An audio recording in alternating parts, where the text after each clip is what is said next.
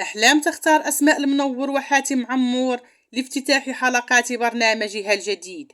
السلام عليكم ورحمة الله، مرحبا بكم.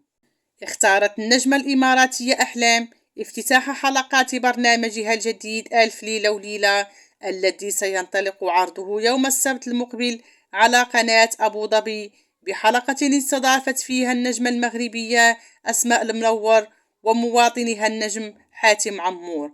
وشارك الحساب الخاص بقناة أبو ظبي على موقع التواصل الاجتماعي انستغرام الفيديو الترويجي لحلقة المنور، ظهرت فيه الأخيرة وهي تؤدي أغنية عنده الزين بجانب أعضاء فرقة الدقة المراكشية الذين أضفوا لمسة مغربية على الحلقة.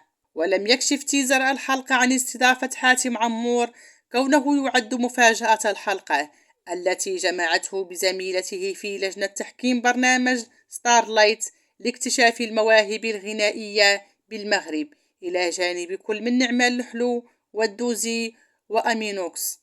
وروج الفنان المغربي حاتم عمور لبرنامج الفنانة الإماراتية أحلام الشامسي الذي سيعرض خلال الأسبوع الجاري عبر قناة أبو ظبي. فبعد تخلي الفنان أحلام الشامسي عن الفنان المغربي أيمن السرحاني واستبداله بمواطنه حاتم عمور الذي سترافقه الفنانة أسماء المنور، اختار عمور الترويج للبرنامج الذي يحمل عنوان أحلام ألف ليلة وليلة.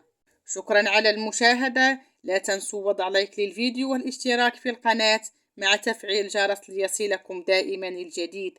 دمتم في رعاية الله، وإلى اللقاء إن شاء الله في موعد قريب.